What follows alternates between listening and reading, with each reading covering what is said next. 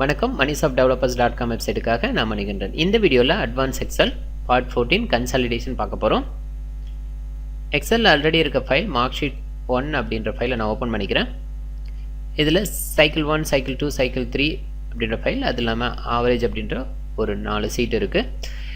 இதில் சைக்கிள் 1ல் பார்த்தீங்கன்னா நேம், அதுக்கான name list, Tamil, English, maths, science, social science அப்படின்ற காலம்ஸு, அதுக்கான மார்க்ஸும் இருக்குது.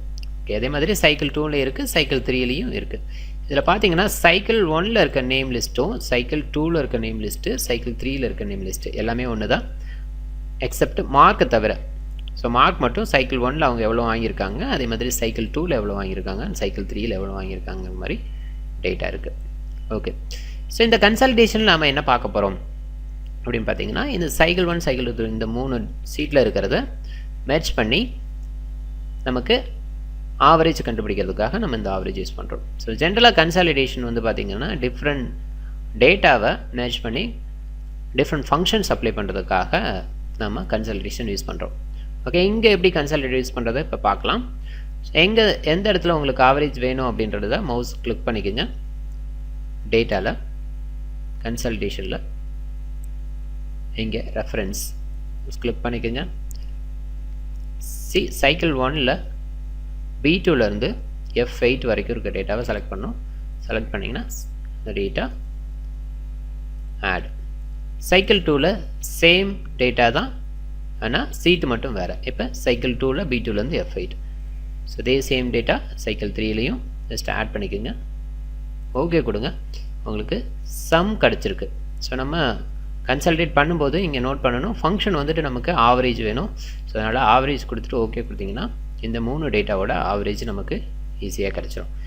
இதுதான் ஈஸியாக ஒரு கன்சாலிடேட் பண்ணுறதுக்கான மெத்தட். ஸோ நீங்கள் அது கன்சாலிடேட்டில் போய்ட்டு வேறு ஏதாவது ஃபங்க்ஷன் வேணும், வேறு ஏதாவது கான்செப்ட் வேணும்னா நம்ம யூஸ் பண்ண மேக்ஸிமம் வேணும்னா மேக்ஸிமம் பண்ணிக்கலாம், அதே மாதிரி மினிமம் வேணும்னா மினிமம் பண்ணிக்கலாம்.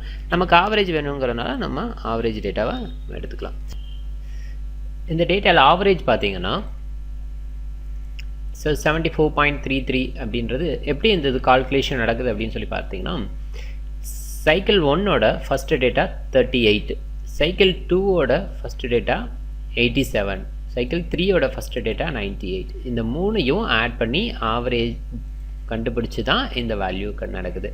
ஸோ அதே மாதிரி செகண்ட் டேட்டாவோடது இதில் செகண்ட் டேட்டா. ஸோ அது மாதிரி ஒவ்வொரு சீட்டோட அந்தந்த பர்டிகுலர் பிளேஸில் இருக்க டேட்டாவோட ஆவரேஜ் தான் இந்த டோட்டலாக கிடைக்கிறது.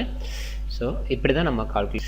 ஸோ இதே மாதிரி நீங்கள் டிஃப்ரெண்ட் சீட்ஸ் மட்டும் கிடையாது, டிஃப்ரெண்ட் ஒர்க் புக்கில் நம்ம யூஸ் பண்ணிக்கலாம். ஒரே சீட்டில் 2 இது யூஸ் பண்ணிக்கலாம். ஃபார் எக்ஸாம்பிள் இப்போ மார்க் ஷீட் அப்படின்ற ஃபைலில் பார்த்தீங்கன்னா சைக்கிள் 1ஓட டேட்டா, சைக்கிள் 2ஓட டேட்டா, சைக்கிள் 3ஓட டேட்டா அண்டு இந்த 3 டேட்டாவும் ஒரே சீட்டில் இருக்குது.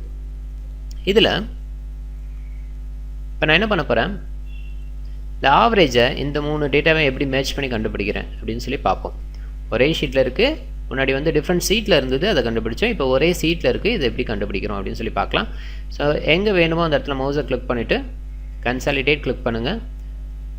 ரெஃபரன்ஸில் நம்மளோட டேட்டாவை செலக்ட் பண்ணுங்கள். ஸோ கரெக்டாக செலக்ட் பண்ணணும், எக்ஸ்ட்ரா ஒரு ரோவோ எக்ஸ்ட்ரா ஒரு காலமாக செலக்ட் பண்ணக்கூடாது. ஸோ இது